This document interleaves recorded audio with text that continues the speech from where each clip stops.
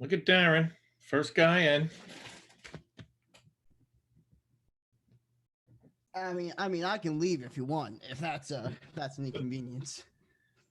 Are you getting a hold of me from the studio where you worked today for 8 hours? No, I actually was not in the studio today. Okay.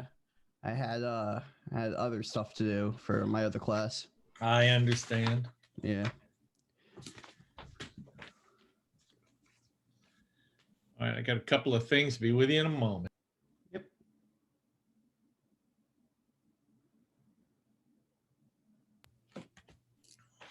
Look at my guys coming in here. Wait a minute. Who gave you the link?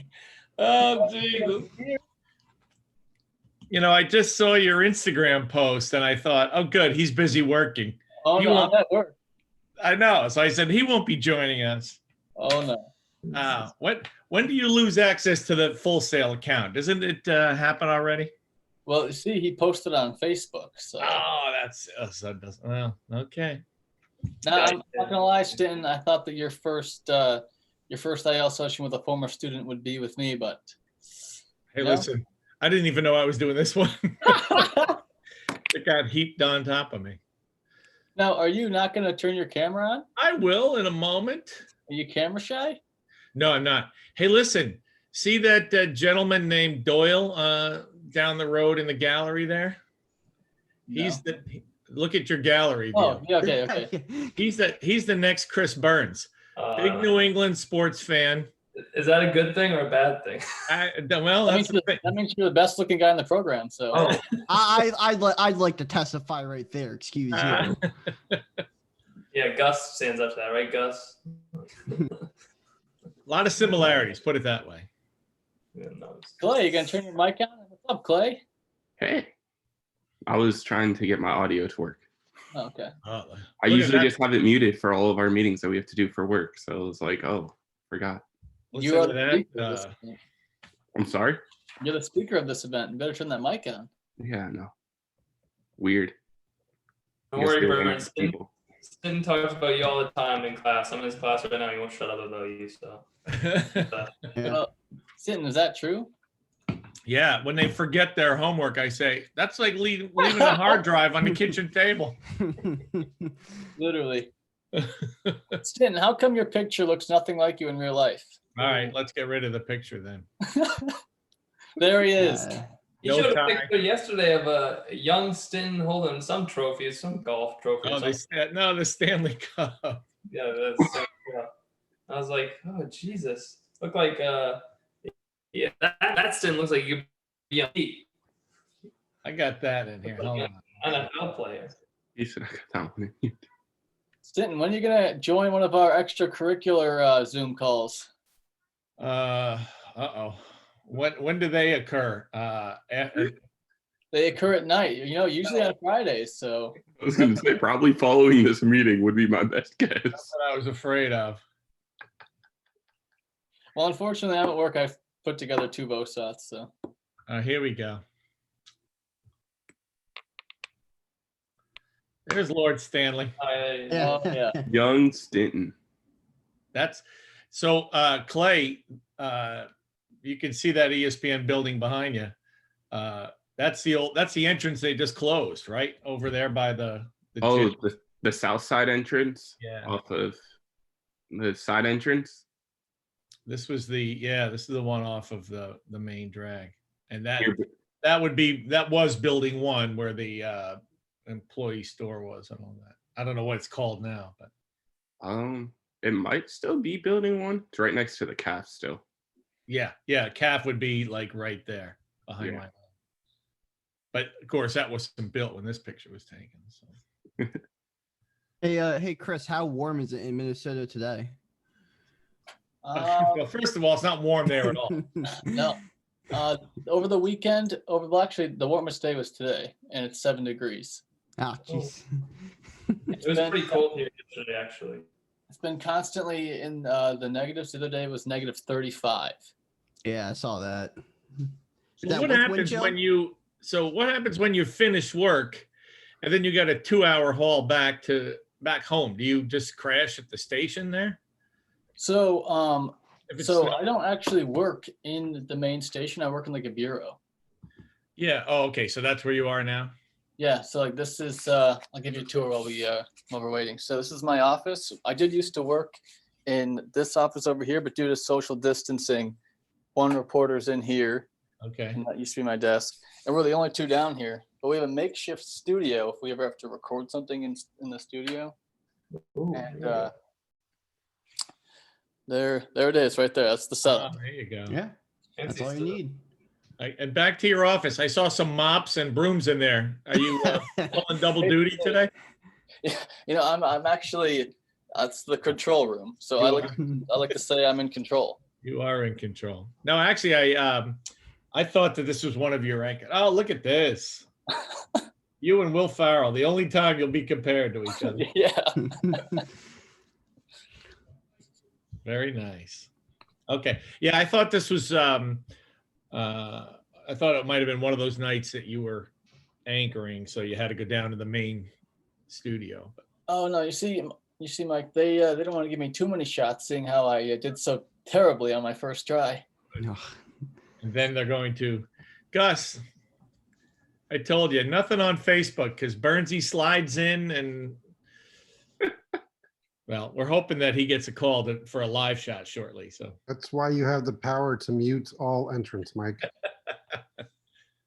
Gus, the message you just sent me on Snapchat deleted before I could see it. It was just a dad joke. Uh, I got a massage today. I think the girl there liked me. She couldn't keep her hands off me. no.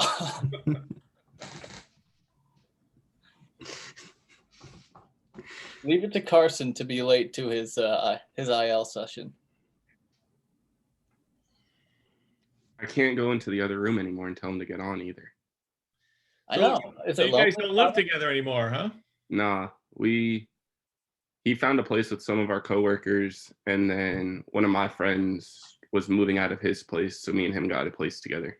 Okay. Are you any closer? I know you were in New Britain before. It's about the same. I'm in West Hartford, Okay. Well, How long is your commute, Clay? like 15, 20. Nothing compared to what I was doing there, so I don't. Watch out for the coming deer. from Windermere, yeah. Dude, there was 3 deer. I was leaving work and we were still in the parking lot. We were in the back parking lot by screening. And I was driving out and it was right after it snowed and the side entrance was already closed. And my friend goes, "Hold on, stop." And just literally 3 deer through like this foot of snow that we had were just strolling through the campus. And I was like, yeah, no, what? Yeah, when you get on 84, there have been deer who have been known to throw each other in front of cars on 84. Mm-hmm. Oh, yeah. I saw it happen right near the Southington exit. Happened to Kenny Mayne. That's right, yeah.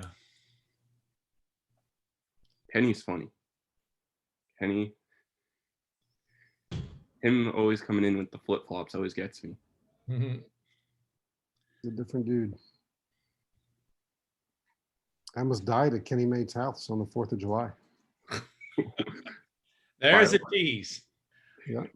All that when we return. Yeah, when's that IL session? I want to hear more about that. I was at the hands of Jason Jackson. They were doing, Kenny had set up go-kart racing at his house, and the end of he lived on kind of an obscure road. And Hey, Denton. at the end of Sorry. the road, at the end of the course, he had them driving in and out of like orange pylons. At the end of the course was another street. And I thought, well, this is stupid. Someone's going to drive out into the street and get hit by a car. So I'm going to go stand down there and just kind of ward off any traffic that's coming. But just feeling goofy, I kind of started running down the course. And for some reason, Jason Jackson started driving the go-kart more or less at the same time. And he's like, now it's like a cartoon. He's right on my heels. And I'm like trying to outrun him. And my entire life, my self-defense is when I'm in trouble is I just jump. So I just jumped as high as I could. Jason drove under me, clipped my legs, and I went flying through the air. And there was this boulder that was the size of like a car. And I'm head over heels, upside down, heading toward this thing, thinking I'm going to be dead in 3 seconds. And just like the cartoon, I just went splat, like down to the ground. Everybody who was there was like, oh my God, we're watching Gus die on the 4th of July. And somehow, basically, my forearms took the brunt of it, and I was fine. Jeez. It's funny that you said someone's gonna get hit by a car. Like, yeah, you got hit by a car, and then yeah, it just you had like almost the Kobe Bryant commercial experience. You almost jumped over it. That vertical. You got, if it was a little higher, you would have cleared it. Hey, look, it's Carson. Yeah, I didn't get an invite to the own meeting that I'm supposed to be a part of. Was I supposed to send the link? I thought you were all on the email that Gus sent out. I didn't get one. I don't know how to access my Full Sail email anymore. I never got one in my personal email. They took it away from us. I didn't really want Yeah. Carson here, but Carson, yesterday a student said to me, "What's your reaction to the Eagles trade?" And I said, honestly, my first thought is Carson gets to root for Carson. I was gonna buy a jersey that just said Carson, but instead I had to customize my Andrew Luck jersey that I bought right before he retired. So now we got that one. He's the Woohoo. duck hunter. You should have showed him the one you had before. I had a lot before. At one point, it said hit me with a truck. So a lot of those. I got it right before he retired, so I'm still trying to get my money's worth. All right, so give me the 30-second Carson recap of adding Wentz to your offense. Well, Clay's also a Colts fan too, so he can also have some input here. But I thought Phillip Rivers was going to be a letdown last year, and it worked out pretty well. So I'm not going to get my hopes too high, but for a third-round pick, I can't complain. It's kind of a win-win because if we make the playoffs and the Eagles get a first-round pick, we make the playoffs. Bada bing. Hopefully something actually happens there. And yeah, Frank Reich and Carson Wentz together again. It worked out pretty well the first time. He's the quarterback whisperer. It couldn't work. Clay, are you happy to have him? Yeah, we just need a competent quarterback. Like, we have the defense, we have the offensive line. Just run the ball all the time and have somebody who can make a somewhat accurate throw to a good receiver. That's all we needed. All right. And I was happy with only a third rounder and probably first rounder. He didn't spend much. And the Eagles ate the money. Yes, they did. I have a good story, Gus. I'll say more about this day later, but the last Sunday I had the Colts Jags game, and then the Dolphins like helped the Bills get in, and so I pitched to Camogan. I was like, hey, it's also the anniversary of Frank Reich's comeback. You should throw this in there as like a tease into the matchup of Bills versus Colts. Frank Reich going against the team that he did, and he just tells me, I'm a Houston fan, so no, sorry. That's right. DC, he is a big Houston fan. I think it was him banging the garbage can in the. Oh, Is this open to all Full Sail students or just sportscasting students? A rhetorical question. I don't think I can give very good career advice to a film student. No. Yeah, but a music student, you can There we go. Yeah, Rush and Metallica and. point you in the right direction. We tried for Reese Shoney first, but I couldn't get a hold of him. So Carson and Clay I'm instead. sure when these people were like, "Oh yeah, we're getting somebody from ESPN," they thought, "Oh, maybe we get John Anderson or Jay Harris." But no, you just get a couple production assistants. They've had all those guys already. That's true. They want the good stuff now. Well, That's what we're going to give them. All right, let's get going. And as folks jump in here along the way, let me open this chat up in case somebody wants to ask a question. All right, so for those of you guys who don't know our guest of honor today, Clay Schrager and Carson Farrell are among our earliest graduates. Clay was in that first class, Carson shortly behind him. And they have turned the Full Sail education into a full-time paycheck from the worldwide leader in sports, ESPN in Bristol, Connecticut. I've got news for you guys. It's a good thing you're not here in Orlando because it's 68 and raining. So you wouldn't want to be here then. I know things are beautiful in Connecticut right now. Can't wait to brush the snow off. Now, you guys are the envy of other graduates, because it wasn't long after you left our program that you were working in the business. So tell our finest group of those gathered here how you heard about the job and what you did to apply, and then I want to hear take you through the timeline. But let's start with applying there and what you heard from ESPN. Who wants to go first, Clay? Want me to go first? Is that what you're Yeah. doing? He just nominated you. So Clay, I'll do that. Clay, tell me, obviously you're a big sports fan. You want to get into TV. You've got the degree under your belt. Now you've got a shot at ESPN. So go ahead and tell us about that. So Gus was able to let us know, like, hey, there's going to be some openings coming up soon. Make sure you apply. Then gave us the Twitter and social media channels of ESPN Next to let us know when the applications were open. And I just followed those, and I was still not graduate. I wasn't graduated yet when I first put in the application to make sure. And it was the first application I put in. I got lucky. So that's a good point to everybody here. Don't wait until the diploma is in hand. We start several months ahead of time. And Bernsey can attest to that. Looking for work before that day, that graduation day comes. Same story for you, Carson? Yeah. So, because I graduated in December, and the whole thing happened September-ish, which is right when Clay graduated. And one of the for the whole program came to our school and told us like about the whole program and everything. And I just on a whim emailed Gus and was like, hey, how can I get this guy's contact information? And then Gus just forwarded him my email, and I got a phone call the next morning from the guy who ran the program. And this all happened within a span of like 2 weeks between the first phone interview, the second Skype interview, and then the third interview was actually on campus where they flew us up here. And that all happened within a span of 3 weeks. And then I got the phone call on Halloween that I got hired. Wow. While I was in class. So I still had to wait actually 3 months before I actually started here and from when I graduated. Right. All right. Let's make things clear. Gus doesn't have a magic wand to anoint the next ESPN superstar. These guys did it with the education they had and that interview. So tell us about the interview. You go to ESPN. Do you talk to one guy? Do you move around and talk to several people? And what do they want to know from you that that convince them, hey, these are our guys? So Carson, you finished that. Yeah. It was a lot of different people that I talked to. The phone call was one person. The Skype call was a different person that I haven't even ever seen again. Yeah. But they have a whole talent recruiting thing about that.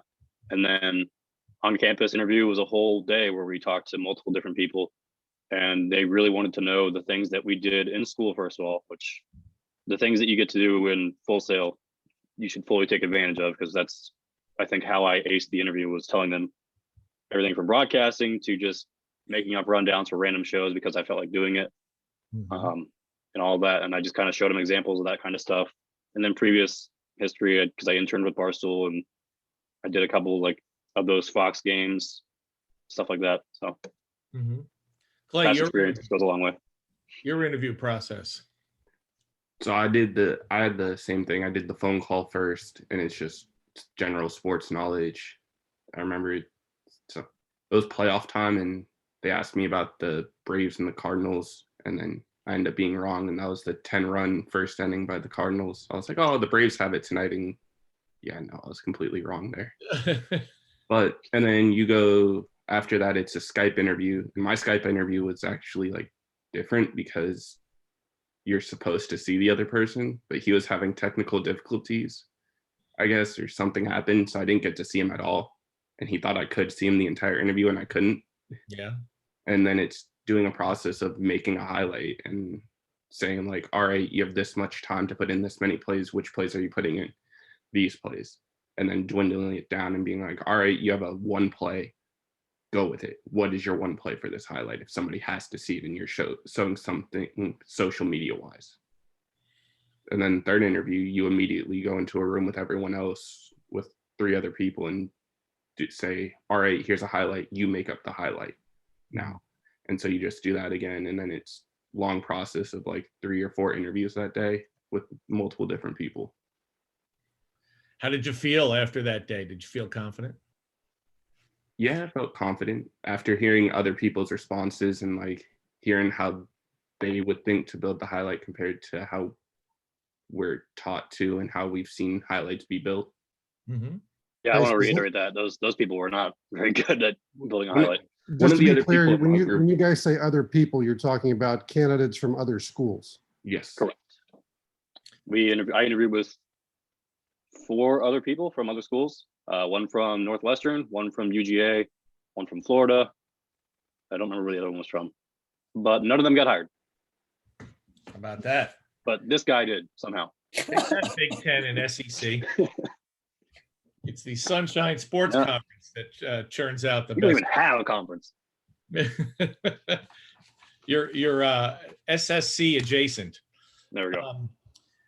Carson brought up, well, first of all, that's surprising to me, and because in years past, and I guess the program may have changed, but in years past, ESPN hired people out of broadcasting schools and then trained them to put a good highlight together. So it's interesting that they were hitting you with highlights already before you had even got there. I mean, did the Northwestern guy or the Georgia guy even know about putting highlights together from your recollection? Not that I really remember. I mean, to be fair, the Northwestern guy showed up in a hoodie and sweatpants. Don't know why, but they were all. So the highlight was that Yasiel Puig got traded to the Indians, and there was a brawl in the Pirates and Reds game, and they were all talking. I think Josh Bell had 2 home runs in that game, and I don't remember who it was on the Reds that had a couple home runs as well. But and they were all talking about like how the home run should be in the highlight.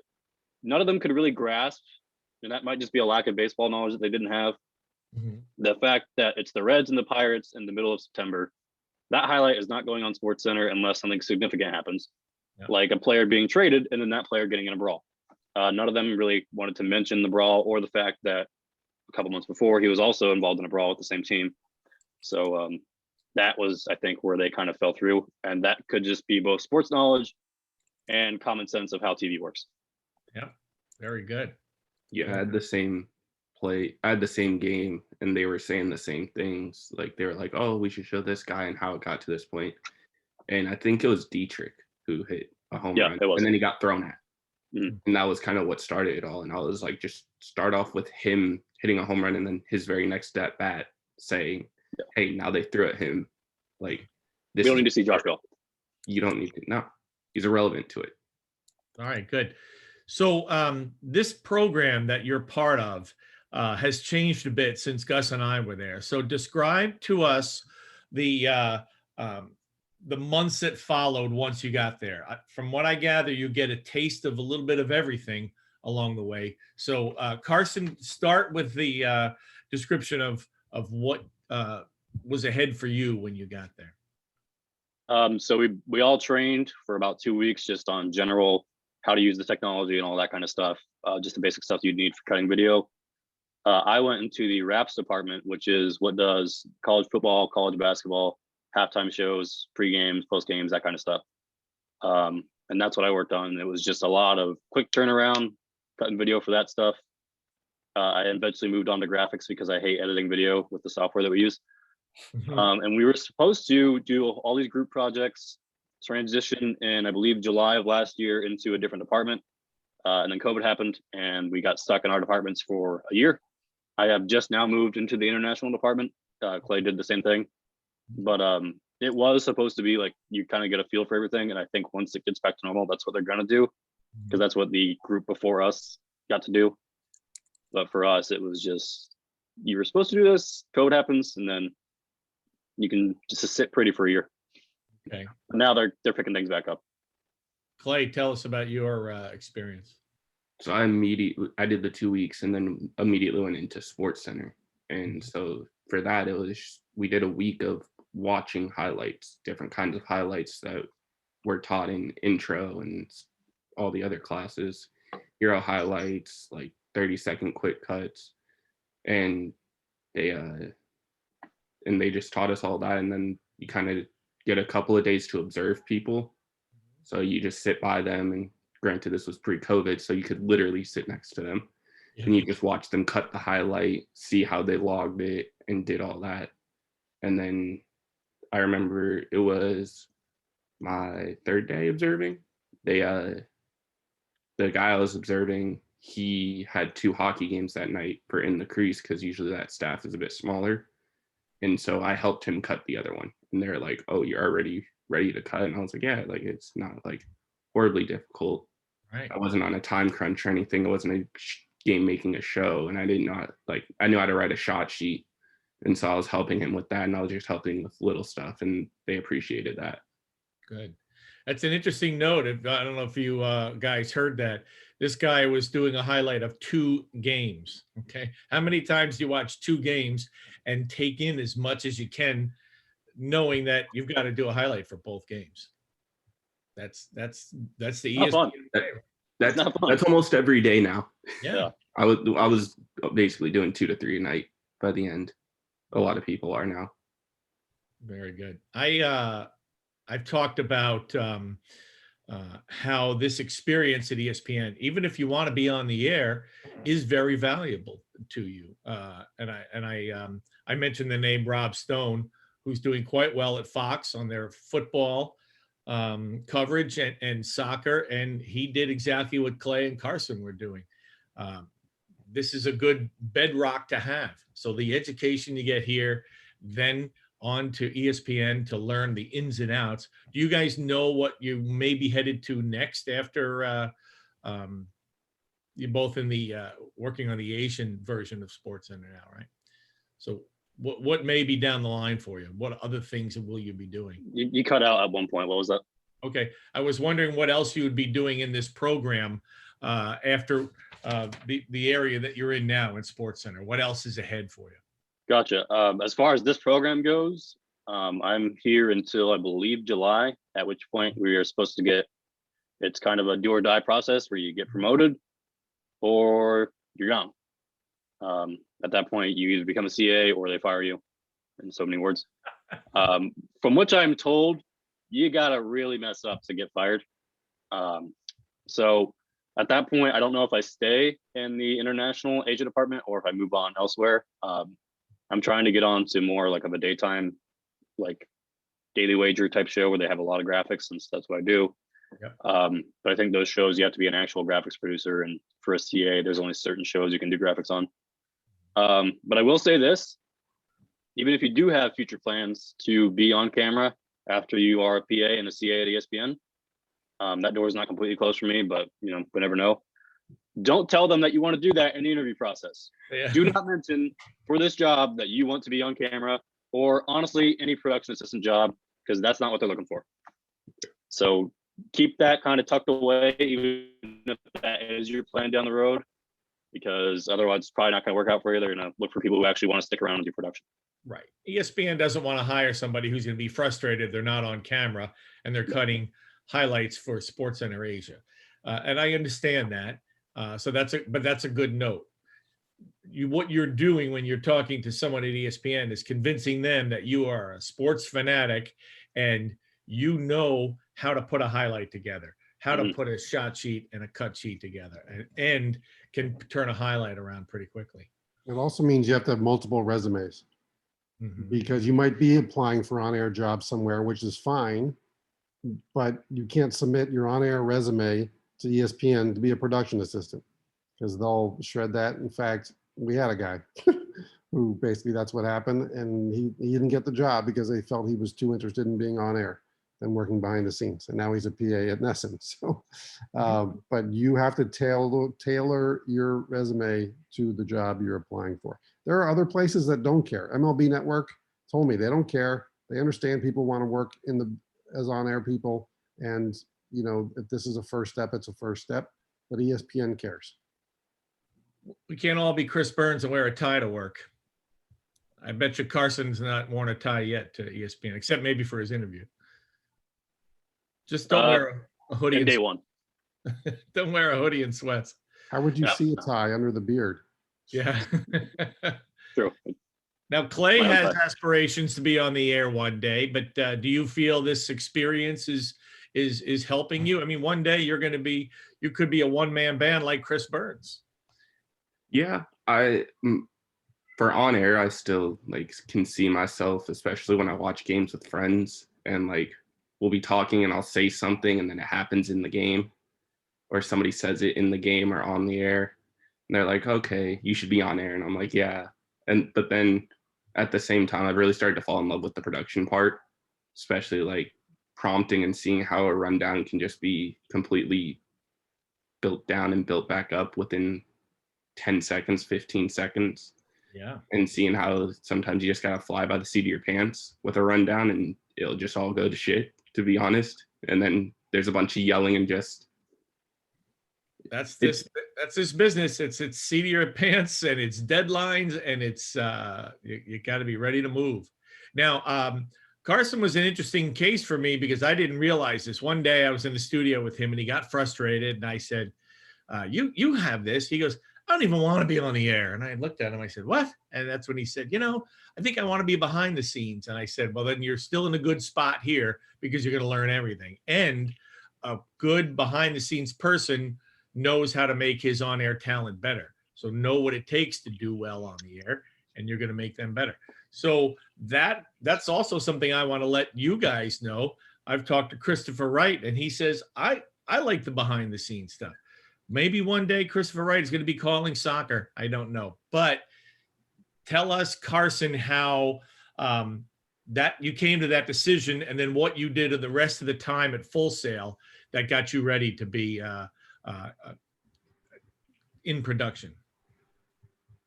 This is 2 times in a row. It's cut out right at the end, but I heard the first part of your question. What was I think your roommates are all gaming right now. it's that New Britain internet connection. Carson's Wi-Fi. Yeah, Yeah, it's not great. So you decided midstream that you wanted to be behind the scenes. Tell us what you did in the final months at Full Sail that got you ready for that. So I don't know if they're still doing it anymore, but for a while we did like have these. We were able to use them as IL, essentially, where we could go in and either help other students assignments and work the production stuff for them, be it audio, TDing, or play out, that kind of stuff. And I would just start working all those roles as much as I possibly could. And even like for certain mock shows that we had, just to kind of get people more reps, I would go in there almost every possible chance and work 4 to 8 hours just doing that kind of stuff. And eventually they started catering some of the classes. I know Rishi's final class, he catered it to where while I still had to do some of the on-camera stuff, he also let me try my hand at producing for other students. So that was a nice rep to get. I also think doing the on-air stuff that I had to do kind of made me feel like, okay, well, if I'm on air, how do I want my producer to talk to me? Or like, how do I want to receive this information? Or how do I want my show to look so I look better on air? Which also I think in turn helped me be better on air because I knew I didn't want to do it and I could just be more laid back. But there you go. They catered to what I wanted to do. So if you do want to go that direction, I think it's important that you bring it up because they'll work with it. Mm-hmm. That's what Rishi did. That's what Gus did. I built all those mock rundowns and brought them to him, and he would kind of tell me how I could work on those and how I could make them better. So, good. As Carson said, you're still going to get all of that on-air experience that continues through the program, but we're able to help you do a little bit more. Create a rundown, make it effective, put the good stuff where it should be. And then I like your note about how you want to talk to your talent and how, when you're on the other side, how you want to receive it. And that's the time to figure that out. That's great. Clay, you've been there over a year now. What is probably in your mind the most memorable thing or memorable moment you've had there? There's 2 that I will always stick out. Mm-hmm. I was prompting game 4 of the World Series. And so we're up in studio an hour early, so I don't get to really see the end of the game. It's just on the TVs that are in the studio. Mm-hmm. And on the TV that I'm watching through, because we're going to go live basically right as the game ends, it was timing out that way. Mm-hmm.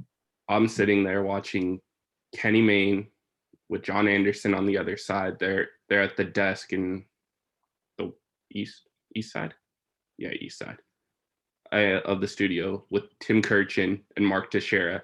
And literally they're just talking about the game. And Teixeira goes, if this kid hits a walk-off, he's going to be remembered as a legend in Rays history. And then he hits the walk-off. And Tim Kirchin goes crazy. And it was just something that like you don't realize. And we were only on air for like 30 minutes.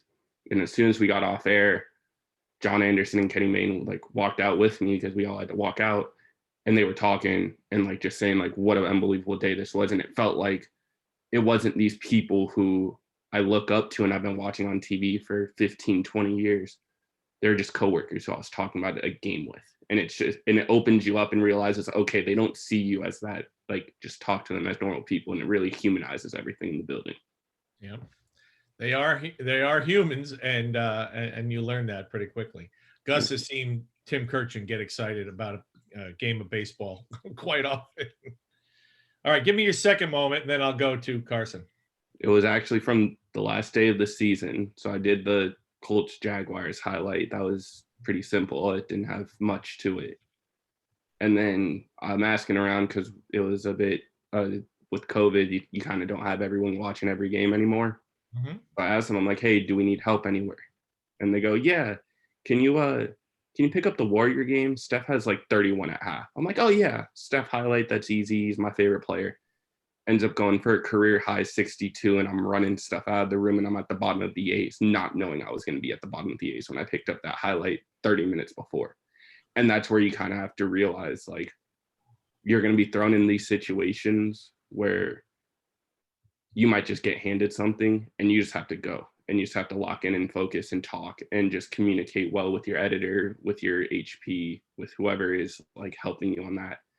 If people are not busy and you know them, just be like, hey, can you grab this for me? Hey, can you cut this off for me while you're writing the shot sheet? Because not always the editor's not going to be able to grab every clip if they're editing something and you got in late because you got the game late. Like sometimes it's just a whole teamwork mentality to it. I'll translate for Clay. When he says he didn't know his highlight was going to be in the bottom of the A's, what he meant was in the rundown presented well before the show, that highlight was somewhere deeper in the show. And then all of a sudden it gets moved up. So once again, Clay, another example of seat of your pants. You got to be ready. Mike, it's also a good example, since we have some students who just recently completed Intro to Sportscasting, about the importance of logging. I know logging seems like an incredibly tedious thing. And I don't know if Clay picked this highlight up out of thin air or if somebody had started it and he was coming in to finish it. But let's pretend someone else had started it and Clay had to come in and pick it up. He's going to rely on that person's logs to find the Steph buckets from the first half. He had 31 in the first half. You're going to need to show something. So instead of just racking back the tape and going through to try to find things, if it was logged well, it saves him a ton of time. Mm-hmm. So that's a real world example of what we teach you in Intro and how it actually does come to be in real life. Mm-hmm. Yeah, we log every night. Like if you're in Sports Center and you're cutting a highlight, you're logging. And however it may be, just to make sure the point gets across that of what happened, and they have keywords that like make sure it pops off the screen. So if like Steph does something crazy, you can put highlight next to it. It literally highlights the entire bar. So you're scrolling through and it becomes yellow instead of gray. Your eyes going to be like, oh, what's this? Yeah. Good. Carson, a memorable moment during your tenure. Gotcha. Speaking of logging, during COVID, that was all we did for like 2-3 months because we had no sports on. We literally just had to log, and it was awful. But as far as memorable moments go, one of them I had, this is when I was working Raps and I had just started producing graphics. I was doing this Yankees Blue Jays game towards the end of the season, and it was a complete blowout. And for Raps with baseball, you're essentially just, because there's no halftime show, you're just doing cut-ins to other games or like kind of catching people up on what's going on for other games that night. This happened to be right before the playoffs. As a Cleveland Indians fan, former Cleveland Indians fan. This was a tie game against the White Sox going into extra innings. If the Indians would have won, they clinched the playoff spot. And so in the middle of like getting that to pull up. We're producing the graphics for it. Like, hey, let's do a live looking. Like right now, let's get the shoebox ready, get the live looking bug ready, because the Yankees are getting blown out. Nobody cared about that game anymore. It's like in the 7th inning. So we go to the live looking of the Indians game, and like I'm yelling at the CP. I'm like, hey, like we have to get the live looking bug up there. Like all while this is going on, Jose Ramirez hits the walk-off home run and sends the Indians into the playoffs. I was like, wow, that was pretty cool to see, because I didn't think I was going to see it because I was working on the Yankees game. I just happened to see that pop up there. I'm like, all right, that was pretty sweet. Very good. And for that Rays playoff game that Clay mentioned, I actually, fun fact, I called in sick that day to go to Chris's going away party in New York before he went to Minnesota. And then I worked on the college football, both the Ohio State Clemson game and the national championship. I did the graphics for the halftime show for both those games. And like, well, nothing crazy happened there. It was just like everybody in the country is watching these games right now, and they're seeing my stuff at halftime. Granted, who watched the halftime show? That's when you go to the fridge and get your beer, but still.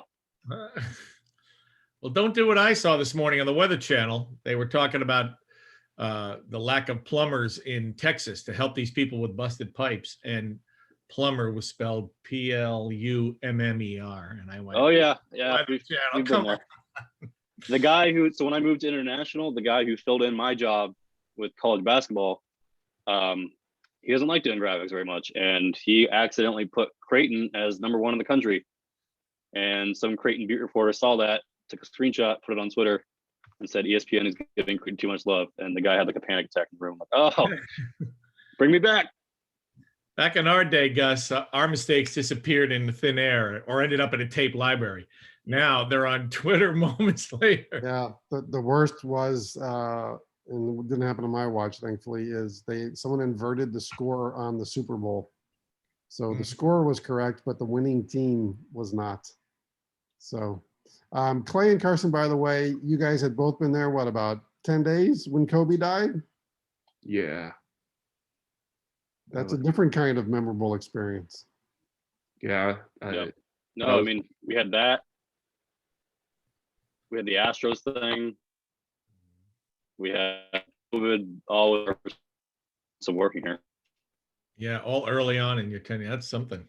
Yeah, you got a year full of experience in the first couple of months. I mean, you see what it's like, the atmosphere in the newsroom when there's a big game going on and everybody's excited. But on a day like Kobe's death, I'm sure there was a pall over the entire place, and because it was tough for everybody to even process on that day. So you guys did get a lot in there. All right, Carson's on the move. So Clay, I wanted you to think about, of all the things that you learned here at Full Sail, what prepared you for what you're doing now? What prepared you best? I think intro. Probably that entire class, just learning how to do a simple cut sheet, because you're making a cut sheet every night, no matter what. How to make a simple shot sheet in that class. Like you're writing 2, 3, 4 shot sheets some nights because there's multiple shows and you got to do multiple versions. Just simple rundown, knowing how to look at a rundown, find your name, see where you're at, see how much time you're in for, and know that you're not locked into that time, but try to shoot around there unless something crazy goes. You can be bumped from, my friend had when Dame hit the game winner like 2 Saturdays ago, and he was in for 50 seconds in the D's, and he got bumped up to the B's for 1:30, just like that, because Dame hits one game winner. You never know, and you always got to be prepared for stuff like that. Well, that'll be music to Jeff Schetzel's ears. I'm sure he remembers that intro class with Clay Schrager all those years ago. So Carson, while you were on the move, the question is, think back to your time here at Full Sail and what prepared you from what you learned here that is helping you in the job you're doing now. I moved upstairs to get better internet connection, so hopefully this works. Oh, you sound great. So I would say a collection of all the courses kind of leading up to our final class, which was whatever, I don't remember the names of all the classes at this point, but Rishi's last class that you take essentially. Mm-hmm. I wouldn't say it was where I probably gained the most knowledge, but all the little classes that I took building up to that last class, I feel like made that kind of like prepared me for what I was about to experience at ESPN. Because at that point, I had already known that I'd gotten the job at ESPN. Rishi had known it. So we were kind of just like going through what I need to know in order to work here, like how to build a rundown by myself later out. So I don't do that now, but down the road, I know how to do it. How to produce my own show, have my pre-show meeting where we're talking about like things that we should talk about on today's show or whatever. He would give us, I'm not a guy who knows the NBA or basketball by any means. And he tested me with that to kind of like, because he knew that I would have to work on sports that I didn't know. Like now I'm working on soccer. I don't know anything about soccer aside from the fact that it's boring.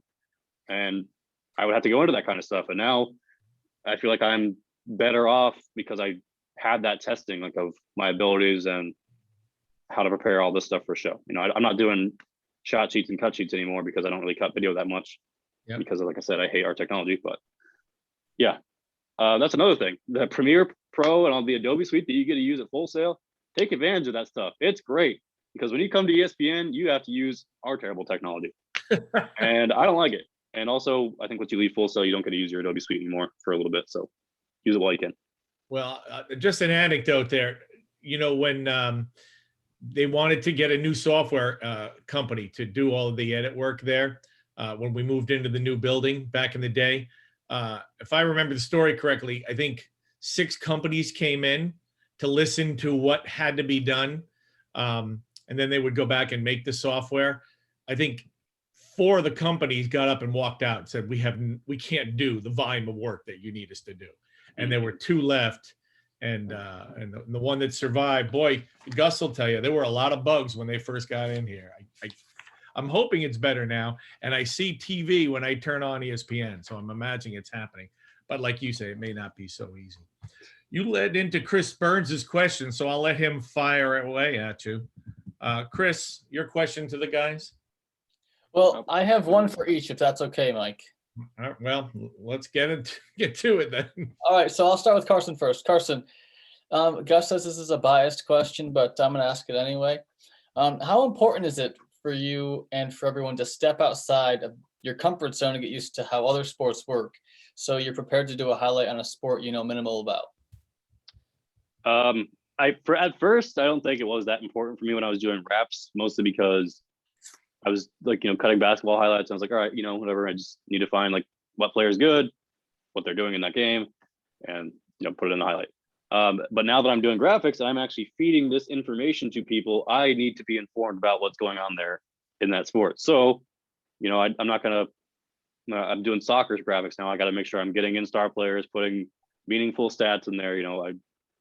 There's stuff in there that I feel like I can kind of translate to hockey a little bit, being a hockey fan. So that's a nice little touch. But yeah, I'd say it depends on what you're working on. But if you're going to be doing stuff that's like more meaningful for that sport, you should try and get a little bit invested. I'll probably never watch a soccer game, but I'll watch the recap. It's a good thing you added that second part into that answer, else Gus would have proved me. You would have proved Gus right by not saying it's not important.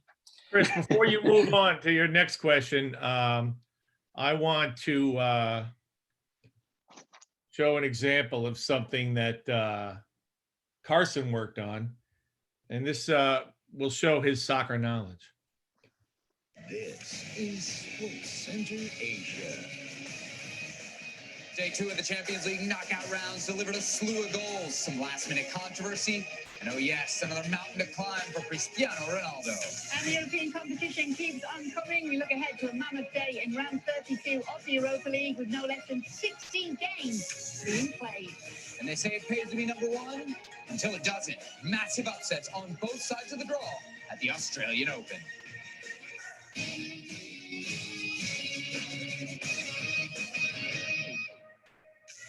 Nice. So you better know soccer when they say, hey, cut a soccer tease. Did you write that as well? So the talent writes their own teases, but I had to say the producer said, hey, we're putting this and this in the tease. Go find what we need for it.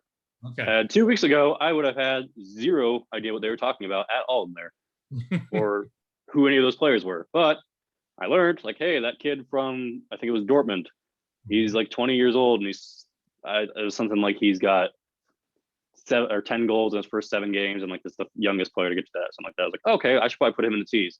And then Ronaldo's in there. Okay, he was complaining about some bad call. I know about that. Let's put that in there.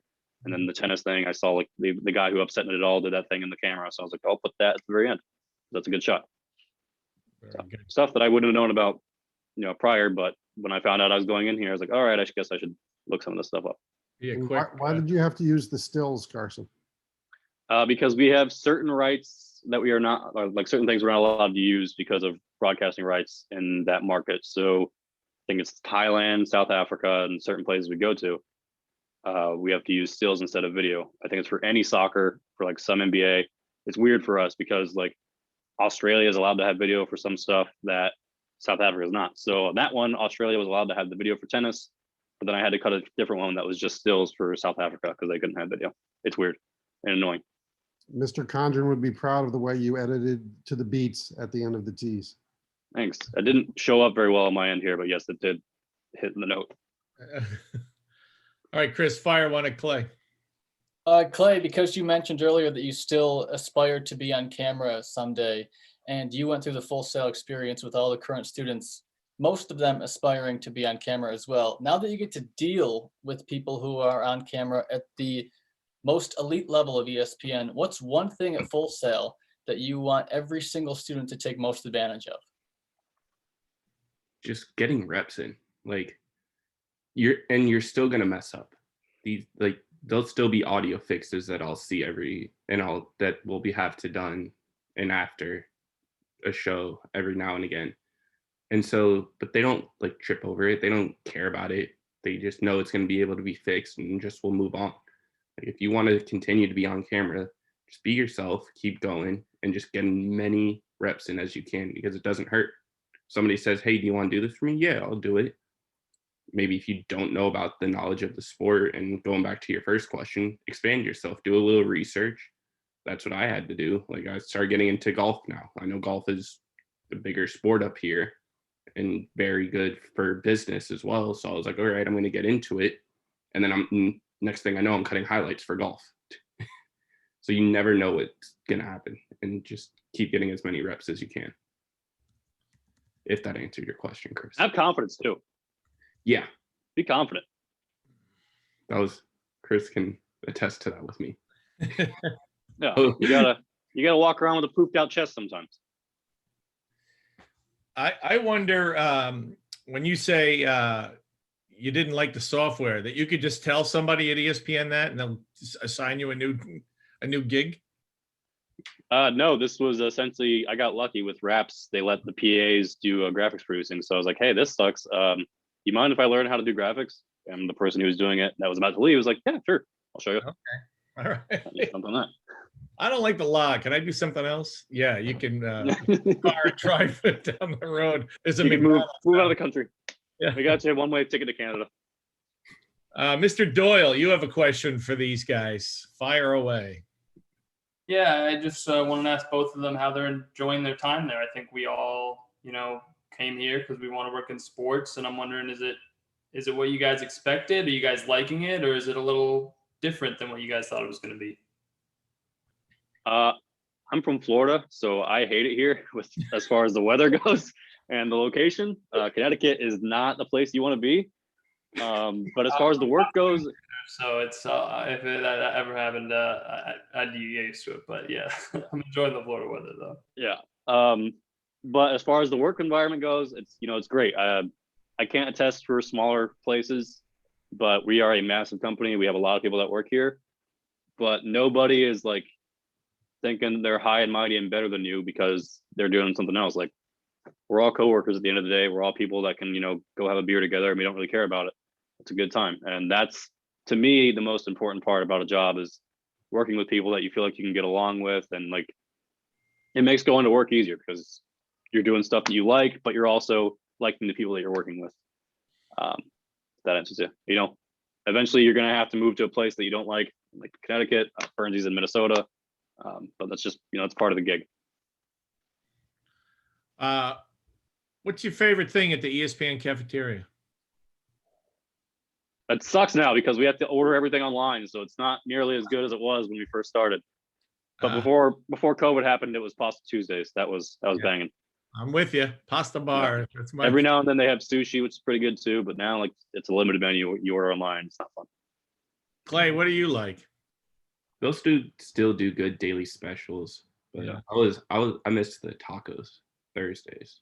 Those were great. You could just get a big thing of nachos for like $5. Yeah. That's The prices. That's the best. That's my favorite thing in the menu. Yeah, Prices are great. Sounds like Joe is at the register. That's $5.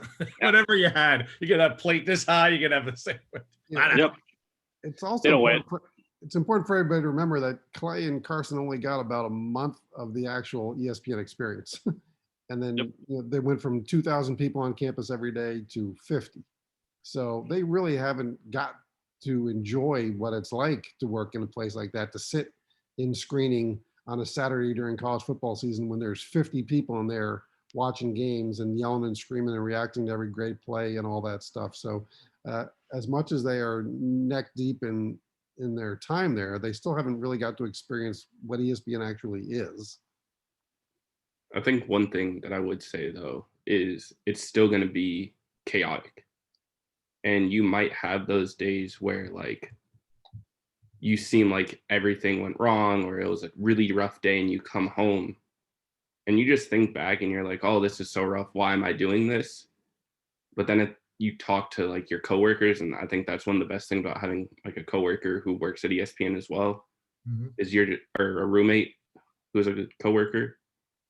You get to just be like, yo, we work at ESPN. Like, yeah, we're in a place that thousands and thousands and thousands of other people want to.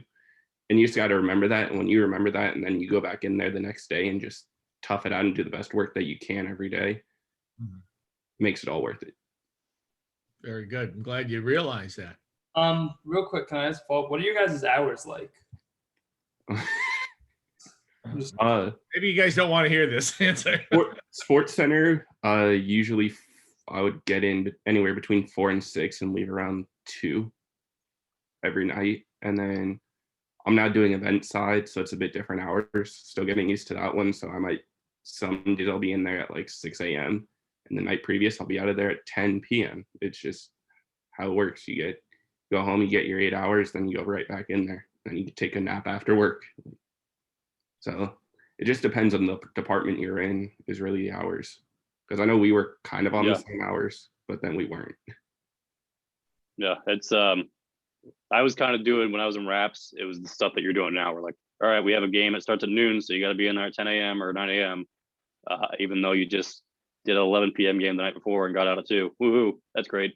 And the company will like talks about how like, yeah, we'll give you 9 hours. And then you realize what 9 hours between a shift is not that great. Now I'm kind of living the dream because I get a sweet, like go in at 1 o'clock, out at 9:30, Fridays and Saturdays off. That's a great schedule that I have now. So I'm not complaining about that.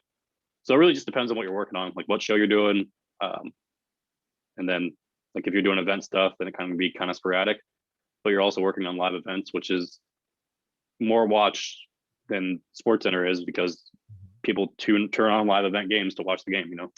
They do. So boy, Friday, Saturday off. That's terrific. I was always getting that coveted Tuesday, Wednesday. Oh yeah, that's what I was on for the last year. Yeah, join that club. Mr. Wright, you have some questions for these gentlemen. Fire away. Yeah, thanks guys for joining. Chris, the other Chris had asked about what to focus on for guys that want to be on camera. If you guys could focus on one thing while I'm still in school for being behind the camera, what would that be? I would say I'm going to reiterate the stuff that I did when I was there. And I don't know what the opportunities are right now with COVID, but once a week, just go and Rundown Creator, I think it's what it's called, and build a rundown. Just kind of like say, hey, I just watched MLB Central for that morning. So how would I produce that version of MLB Central? Stuff like that. And then get your hands on asking if you can come help. I think because Chris Mouton in the studio, go ask him, hey, like, you mind if I help out? Like, what roles can I do here? Just trying to get like all the reps you can for behind the scenes. Even if you don't want to be on camera, it doesn't hurt to like edit your own show and like, record yourself and then edit your show and how like you would place this highlight and tell yourself to read that highlight. So just kind of think in the behind the scenes mindset of what I would do to make the show look better. Because at the end of the day, that's our job, is to make people look good. So that's what I would say. I would say watch shows, like watch the Sports Center. I wouldn't say Scott Van Pelt because that one's kind of built differently, but like any of the regular Sports Centers, the 6P, the 11, and just see how they do their show. Maybe write down how the highlights are ordered, and then see what you would do and where would you place news stories and how would you transition from this to that. Because one of the hardest things that like we had to do in the past week was, may he rest in peace, was Pedro Gomez and breaking that news. That was a weird time in there. Like he was beloved in the company. And so like having to find the right way and see how to transition correctly into that story is really difficult.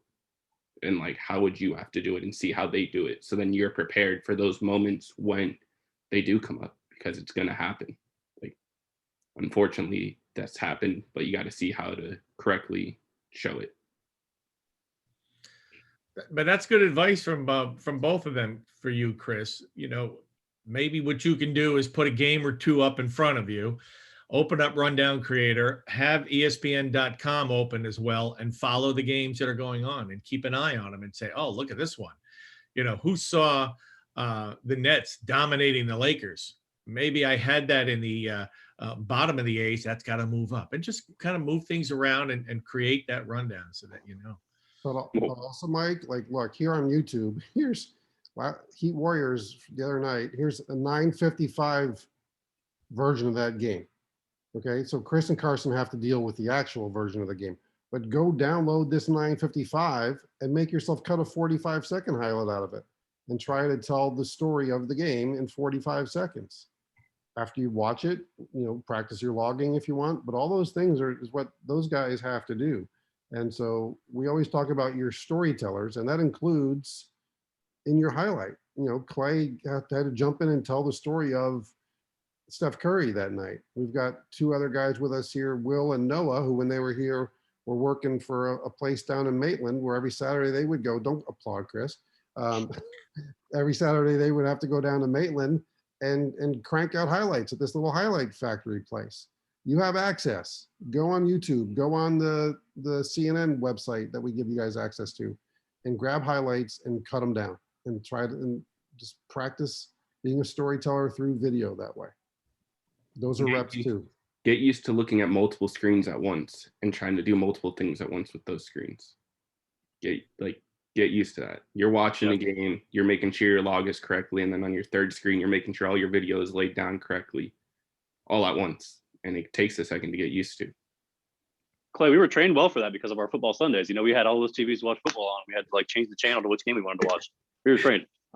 Yeah, see, early training. So you guys are back into the building now, right? Yeah. Okay. Some people aren't. I think it just depends on if you're considered essential. So. Right. Hey, Mike, could I ask another question? Certainly, yeah.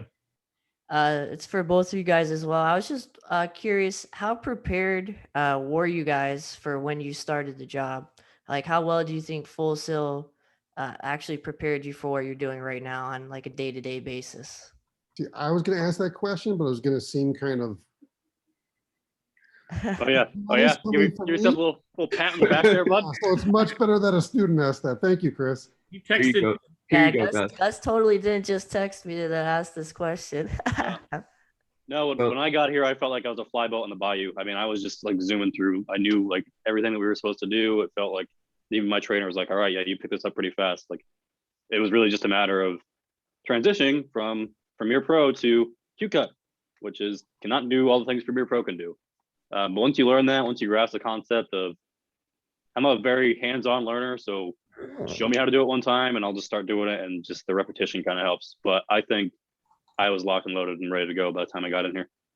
Yeah, I can agree with that. They were surprised by how fast I was just learning everything and just picking everything up.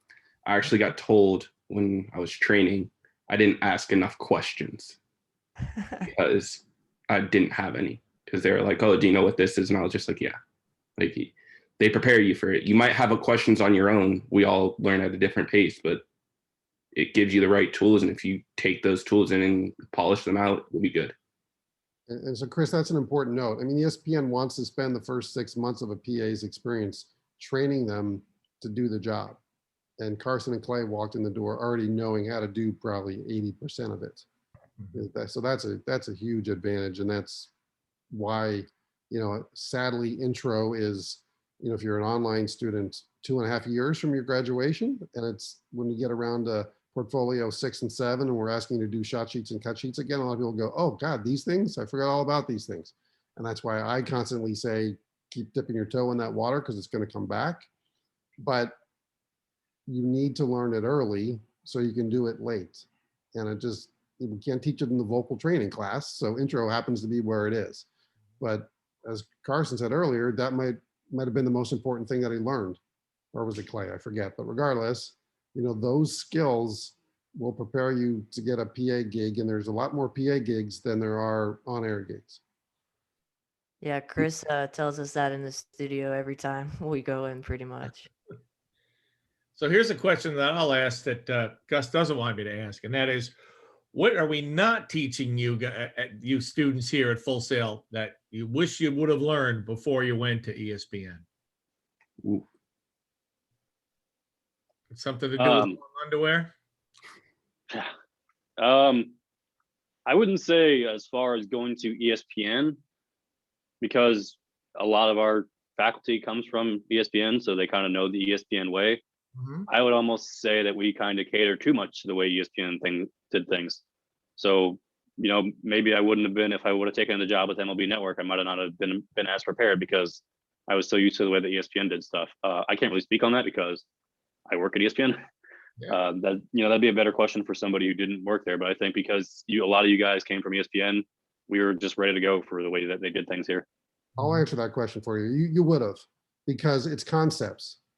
So just like in Lee DeJarlis's class, when we teach you how to use a camera, we're teaching you where you want to be to shoot the football game and why you want to get the ISO. Doesn't matter what kind of camera you're holding. So whether someone does shot sheets or cut sheets different, you understand why you need to do a cut sheet, why you need to do a shot sheet. There's a lot of stuff that Burns learned with us that wasn't taught specifically, go be a news reporter doing this, but he understands the concepts of it.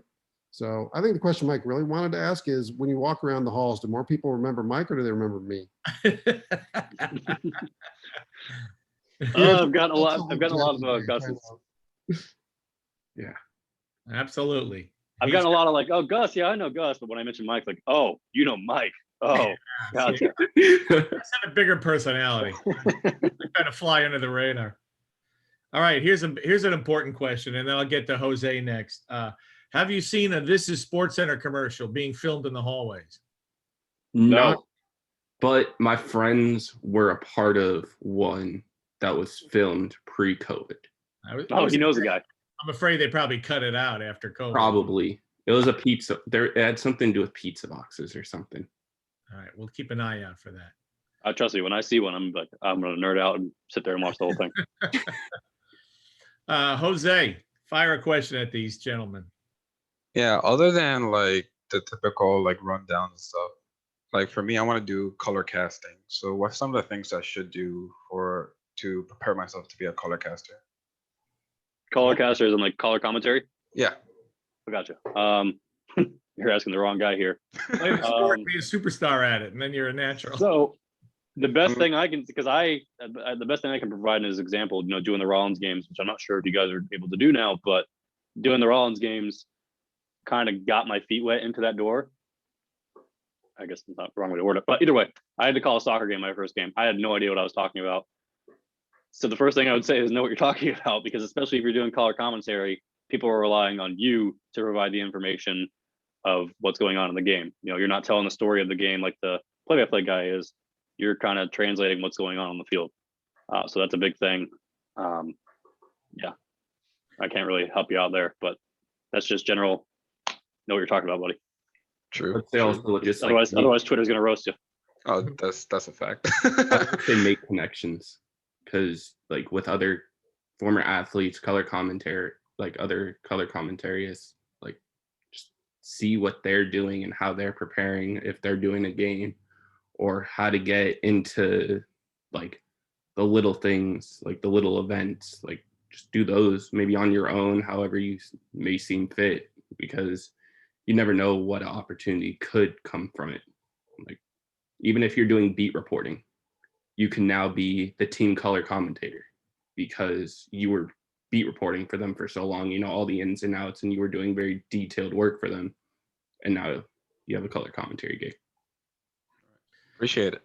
And now you know why I teach in my class to stay away from cliches, because Carson butchered 2 of them and threw them together and wet foot. Get your feet wet in the front door. All Let me right. tell you, you don't want to get your feet wet in the front door. That's It'll right. happen. Your house I is know It'll that. happen here with the snow. I know that. I know that. Anybody else have a question? Grady, do you want to know about Francisco Lindor? Carson knows all about him. I just want to know if we're going to sign him. We're spending all this money on our 7th, 8th, and 9th starting pitcher. How about we extend Conforto or Lindor or We're not turning this Syndergaard? into SNY. We're off the rails. I was asked, I I replied. know. All right, so I'll go to Mike Tazi. He's a smart guy. Mike, actually, I do have a legit Oh, question. okay. And then Mike will come back with one. I mean, my question more or less would be, especially seeing that relocation is in order for a lot of your first jobs. How did you go about the process of kind of just picking up, going, and finding a new place to live? Luckily, we work for a $1 billion company that helps pay for you to move. So that was nice. And it was nice that we knew each other. Yeah, we lived with each other for the first year. So we were able to make that work and just kind of coordinate like, hey, here's a spot, let's go take it. And my experience, that's something you would have. That's a nice advantage to have, because when I first started at Full Sail and I had to move in with somebody random, they ended up getting arrested. So that's great. Didn't want that to happen again. But it worked out in the end. It worked out. Yeah, it worked out. It worked out in the end. But yeah, so that was nice. We were able to plan it that way. So we kind of have had a bonus. I can't say that would work the same way for everybody. But essentially, yeah, it's just a matter of kind of accepting the fact that, all right, it's time to move. Pack up all your stuff and go. Even if you have a lease that you still have to pay for the next 3 months in Florida, that I had to do. I was paying for Chris's sisters to stay in my bedroom when they came down for his graduation. That was great. All right, that's a little TMI. Yeah, I was gonna say that's an interesting twist on the end of the story. Woohoo! Clay, how was your move? You were from Vegas. You came to Florida. Then you head to Connecticut. For me, it was just another move. I moved so many times. It was like, oh, I don't have to lift any boxes or lift a finger this time. Sweet. And I was ready for an adventure. Like, that's a good attitude to have. Hey, it's a new adventure. You know you're gonna have a place to work. You know you have a job. You know you have that security on top of there, and you just have to be yourself and meet people at the job. Like, and with both these guys coming up on their make it or break it kind of point at their ESPN career, once they both are kept, which they will be, you know, then they can start having conversations with bosses about what kind of opportunities do you have at ESPNU if they want to move to Charlotte? What kind of opportunities are there out in LA if Clay or Carson wanted to go out to LA? So just, you know, if you suck it up and have to live in Bristol for a year, because in the end it might get you to a nicer climate.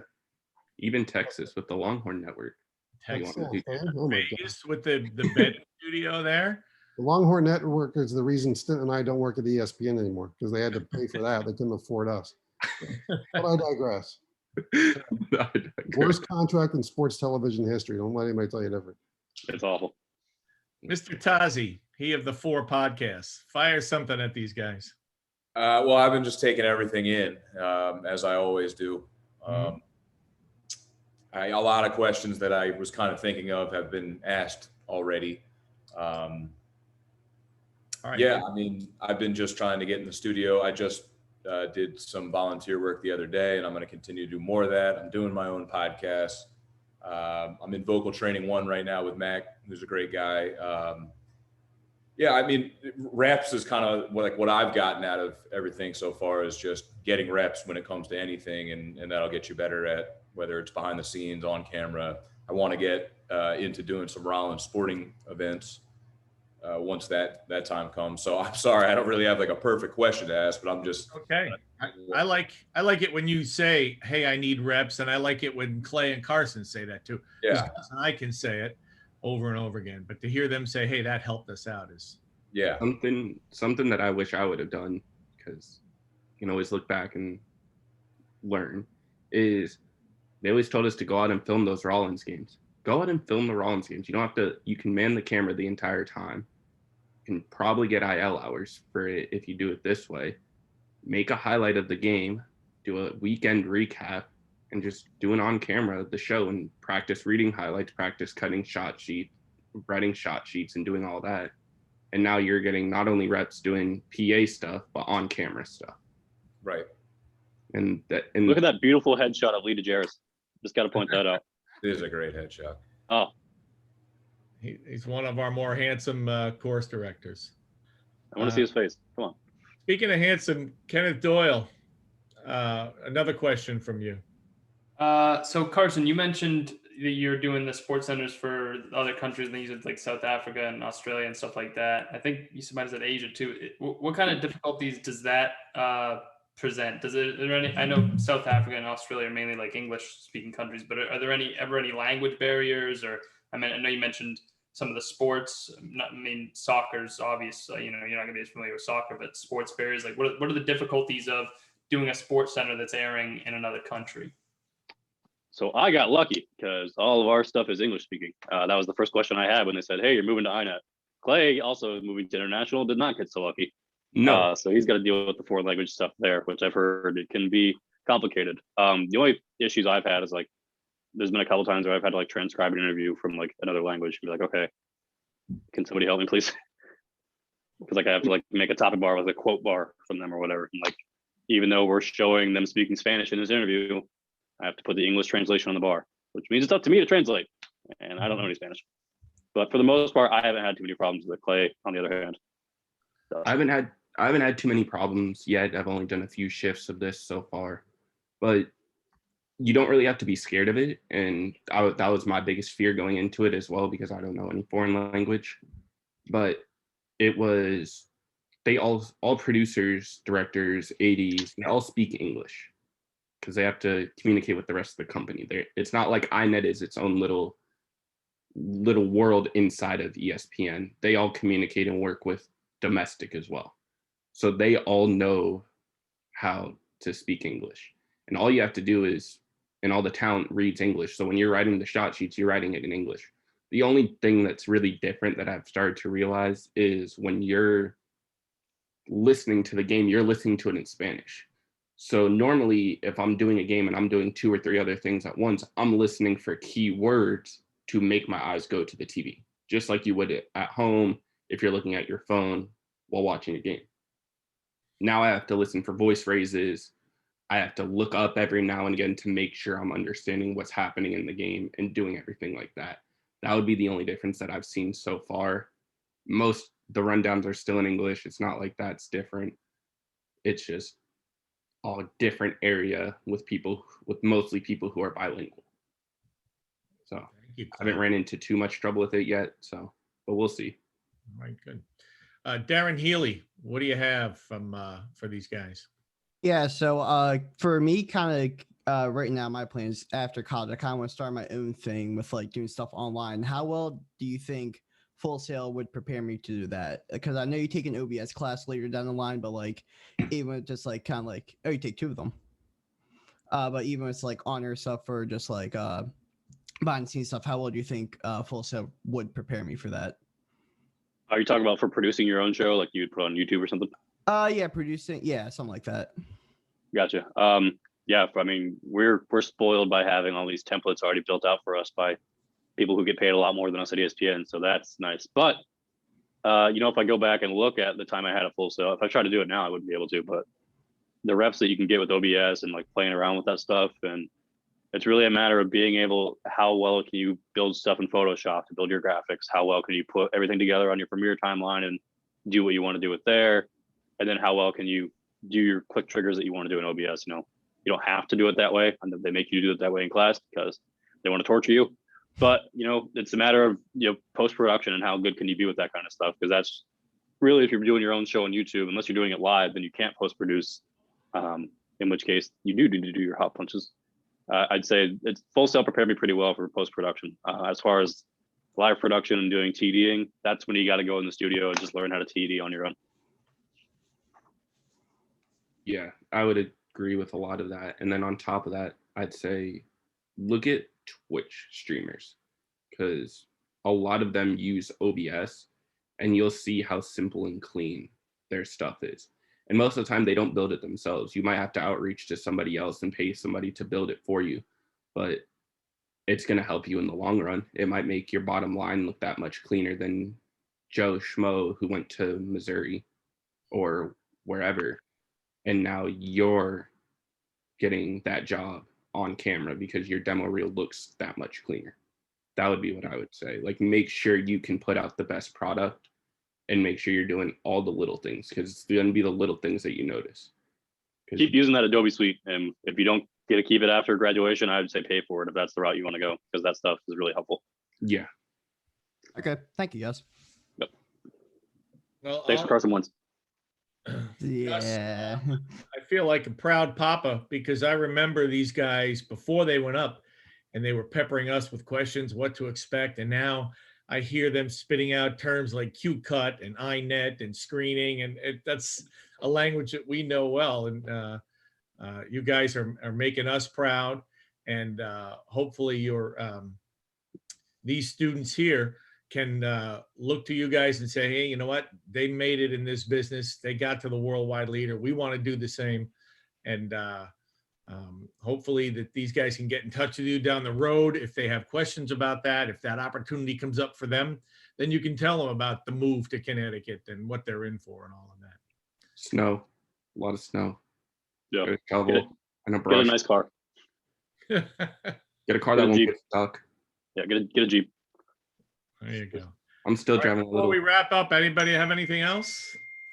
I'll just point out that earlier in the chat, I put links to the ESPN Next Twitter handle and 2 different ESPN Next people on LinkedIn who are the kind of people you would connect in and want to know if you were getting ready to go apply for a PA gig or something there. So you can check out those links. We still talk with those 2 LinkedIn people a lot. They're still a big part of the program. So have you heard, Clay? They obviously haven't hired during COVID, I don't think. Have you heard about when they might start hiring? I think they're trying to fight for the process from what last I heard, to start doing the hiring process again. It's usually January and July, right? Yeah, but they said there could be a possibility of them just scrapping with timelines like that and just getting people in due to us needing some numbers. Yeah, I mean, that's how they used to do it. They used to hire year round. Yeah. So, but keep an eye on those social channels and you'll see, they'll post when they're looking to hire again. Oh yeah. I have one more question I want to throw out on Mike. Besides ESPN, what other opportunities did you guys explore before that, after you graduated? And was ESPN your number 1 option, or was there something else you guys wanted to do, or was this kind of the goal all along? I looked at a couple of radio stations that were based in Florida. Talked with them for a little bit. This all was in the span of a month. And then I actually landed an interview with MLB Network that was scheduled after my interview with ESPN. And then I went and did the interview with ESPN. And I didn't get the interview with MLB Network yet, but I was told like the salary and all that kind of stuff, what I would get if I got hired. ESPN's was a lot more. So I took the ESPN job and unfortunately never went to the MLB Network interview. And I felt really bad and might have burned a bridge there, so don't do that. But yeah, there was a couple other options I explored, but they were all mostly the same type of production roles. I think you mentioned Barstool, right? Oh yeah, I emailed Barstool, but I had a typo in my email and I never heard back. I interned with them for a little bit. And that was when I was going to UCF. That was prior to Full Sail. You're supposed to be making money at your first job out of college? Well, some do. Some don't. Chris Burns, that's our most decorated intern. That was a lot. And listen, if Gus should show you the schedule of Rollins games that we have to do, you may have to come back to bang out a couple of those. I told him I will I'll do all the games just like. We can do them remote now. Yeah. That's what I'm thinking. You're probably good. So Clay, who did you apply with? I know you looked at on-air positions, but then this came up for you. Did you reach out elsewhere? I reached out to Barstool as well. Mm-hmm. And then that wasn't really what I was looking for, so I went away from it. And then Fox Sports, and that would have been cool. Move out to California. NBC Sports Boston was a place that I saw. It was more like bigger local markets that I was looking at because I knew I wanted to become like PA level, start there and do the grind of what being a PA is, because it's a whole different grind. And so I was just looking around there, and then ESPN called and landed that one. It was like, all right, let's go. Very good. All right. Well, gentlemen, we're certainly proud of you here. Keep doing great things. Let us know when you get the call that you're full-timers. And hopefully you'll have some company from fellow Full Sail graduates down the road. We say that the weather's great. I'll say this, like we say that, like, it's not to toot our own horn or anything, but people will ask, they'll be like, oh, where did you go to college? And I'll be like, Full Sail.